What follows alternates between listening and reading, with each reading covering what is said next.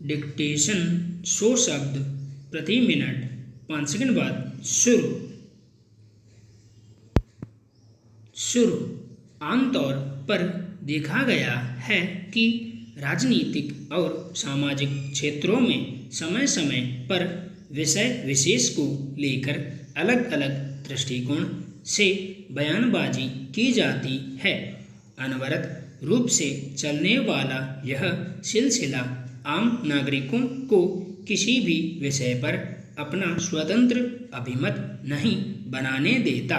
राजनेताओं द्वारा आरोप प्रत्यारोप की प्रक्रिया को ही राजनीतिक धर्म मानते हुए सक्रिय राजनीति का पर्याय समझ लिया गया है। ऐसी स्थिति में आम नागरिकों का वास्तविकता से नाता टूटता जा रहा है। अलग अलग संदर्भों में अलग अलग तर्क विषय विशेष को लेकर अलग अलग व्याख्या करते हैं। ऐसे में स्वाभाविक रूप से किसी भी विषय का सर्वमान्य प्रतिपादन कतई संभव नहीं होता। नतीजतन भ्रमित होना आम नागरिकों की नियति बन गई है। आज स्थिति यह है कि किसी भी विषय या मुद्दे पर अलग अलग विचारधाराएं अपने अलग अलग पूर्वाग्रह के आधार पर किसी नतीजे पर पहुंचती हैं। राजनीति में तर्क वितर्क का स्थान कुतर्क ने ले लिया है। अब वह समय नहीं रहा जब राजनीति में उच्च स्तरीय आदर्शों का पालन होता था। आए दिन राजनीतिकों के उलझुल बयानों से लोकतंत्र में राजनीतिक मर्यादाएं तार तार होती जा रही हैं। अनर्गल प्रलापों का सिलसिला निरंतर जोर पकड़ता जा रहा है। राजनीति में शुचिता और पवित्रता बीते दौर की बात होती जा रही है। येन केन प्रकारेण सत्ता प्राप्ति की चाह में नैतिक मूल्यों को ताक पर रख दिया गया है। वर्तमान दौर में हवा में तैरते आरोप हर एक को संदेह के दायरे में लिए हुए हैं। लगभग यही स्थिति सामाजिक जीवन में भी दिखाई देती है। अलग अलग परंपराएं और रीति रिवाजों को अपने अपने पूर्वाग्रह के आधार पर आकलित किया जा रहा है। व्यवहारिक धरातल पर आम नागरिकों का राजनीतिक दृष्टिकोण जातीय और क्षेत्रीय आधार पर निर्धारित हो रहा है।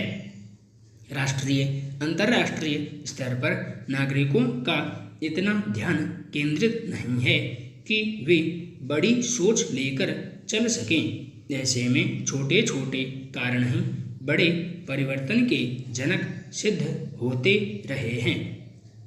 जो जिसका नेतृत्व करता है वह उसे अपने तौर तरीके से हाँक रहा होता है। उथली सोच के आधार पर नेतृत्व का चयन राजनीति में उच्च स्तरीय आदर्शों की स्थापना में बाधक सिद्ध हो सकता है। इन हालात में राजनीतिज्ञों के अनर्गल बोलों पर लगाम लगाना अत्यंत आवश्यक प्रतीत होता है।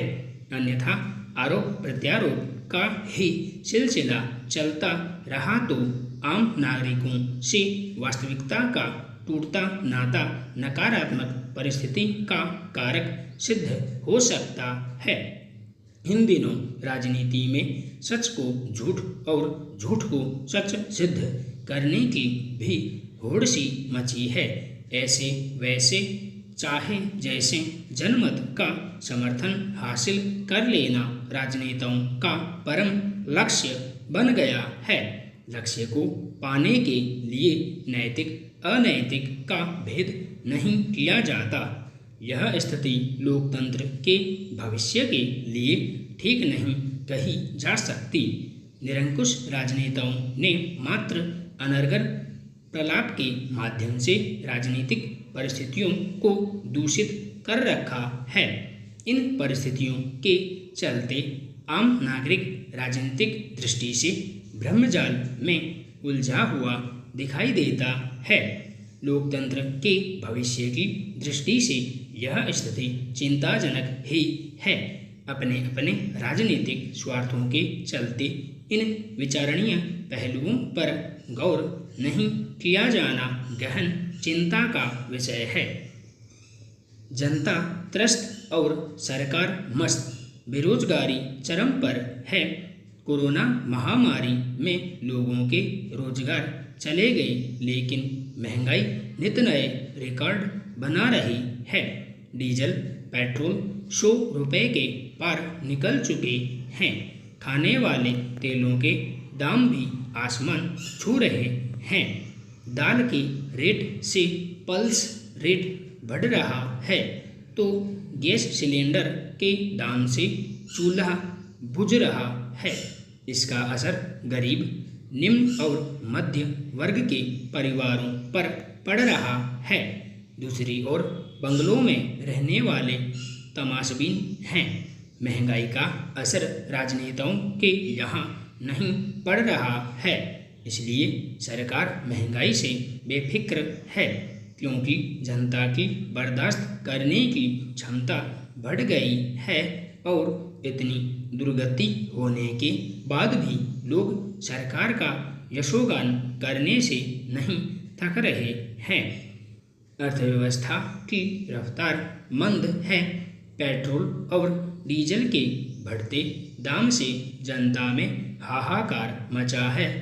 कभी सवाल सरकार पर उठ रहे हैं, तो कभी सरकारी कार्यप्रणाली पर, तो कभी व्यवस्था पर, मगर समस्या का निदान नहीं पाया जा सका है। बाजार में लगातार महंगाई से जनता की जेब पर भी खूब असर डाला है।